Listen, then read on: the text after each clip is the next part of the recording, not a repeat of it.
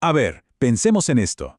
¿Es posible que un texto militar, escrito hace 2500 años, tenga la clave para triunfar en los negocios y en la vida hoy? Suena un poco loco, ¿no? Pues la respuesta es un sí, y uno bien rotundo.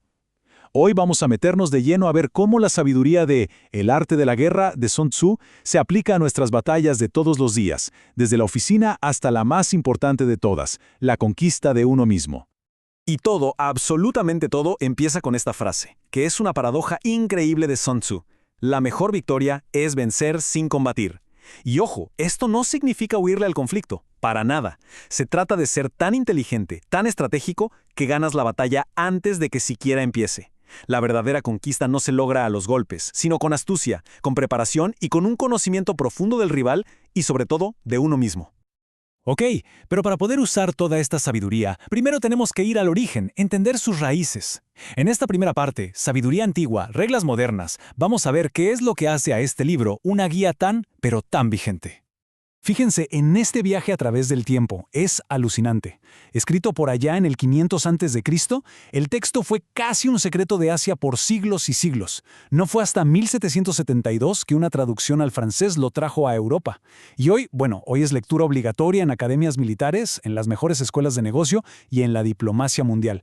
Es increíble que algo tan antiguo siga siendo la Biblia de estrategia para tantos. Bien, llegamos al corazón del asunto. Aquí están los dos pilares, los cimientos de toda la filosofía de Sun Tzu. Primero, toda guerra se basa en el engaño, o sea, en hacer que tu oponente vea una película que no es real. Y segundo, la regla de oro, el principio supremo, someter al enemigo sin pelear. Estos dos conceptos son la base, el ADN de todas las tácticas que vamos a ver. Y ahora viene lo bueno, vamos a llevar estos principios del engaño y la victoria sin lucha a un lugar que conocemos muy bien, el mundo de los negocios. Aquí es donde las tácticas militares se traducen al lenguaje del mercado. Es que Sun Tzu identificó 5 factores clave para la victoria, y lo genial es ver cómo encajan perfectamente en el mundo empresarial de hoy. El comandante ya no es un general con armadura, es el CEO, el liderazgo de la compañía. El clima no es si llueve o hace sol, es si el mercado está caliente o frío. Es literalmente un mapa estratégico que sigue funcionando después de 2000 años y medio. Y esto nos lleva a un caso de estudio clásico, casi de manual. La regla de oro: nunca te enfrentes a tu rival donde es más fuerte. Búscale su punto débil, su talón de Aquiles. McDonald's era un monstruo en rapidez y precios, pero su debilidad era que sus combos eran fijos. Burger King se dio cuenta y ¡zas!, lanzó su famosa campaña Ármalo como gustes, pegándole justo ahí. No compitió en velocidad, compitió donde su rival era vulnerable. Y esto no es un caso aislado, para nada. El patrón se repite una y otra vez. Isenbeck, muy astuta, en vez de pelear por precio con el gigante Quilmes, ¿qué hizo? Le apuntó a un público que Quilmes no estaba mirando. Pharmacity no compitió con los precios de la farmacia del barrio, atacó su peor debilidad, sus horarios. Y las grandes AFJP, eso fue Sun Tzu en estado puro. Se sentaron a esperar, vieron cómo los más chicos tropezaban solos y sin disparar una sola bala se quedaron con todo el mercado. Ok, todas estas estrategias de negocios son fascinantes, de verdad, pero nos obligan a hacernos una pregunta mucho más profunda. ¿Por qué? ¿Y si la guerra más grande, la más importante de todas, no se pelea en una sala de juntas o en el mercado, sino en otro lugar?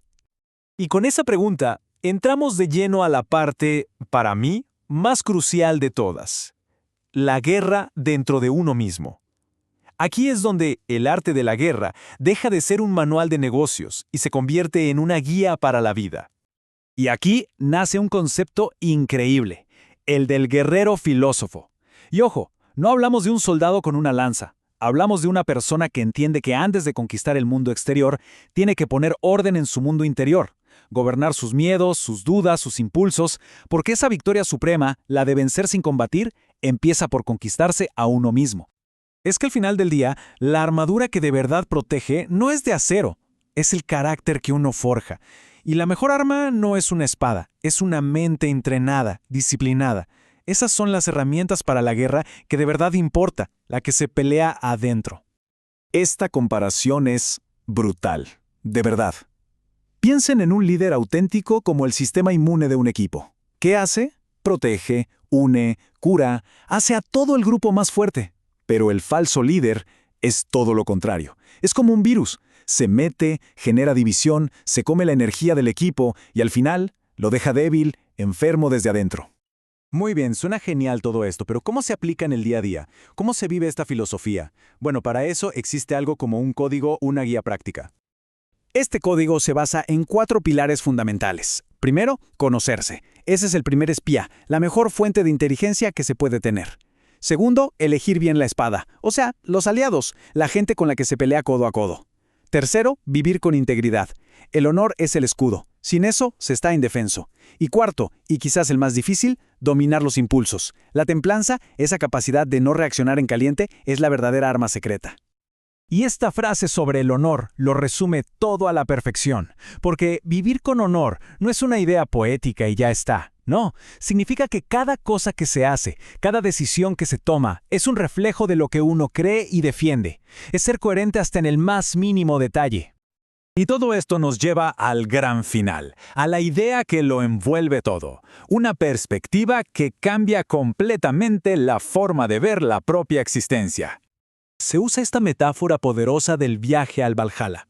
Y no se refiere a la mitología nórdica de forma literal. Es una metáfora para hablar de una vida con propósito. La idea no es morir heroicamente en una batalla, sino vivir de una forma tan íntegra, tan valiente, que la historia de esa vida merezca ser recordada. Que el legado vaya mucho más allá de nuestro tiempo aquí.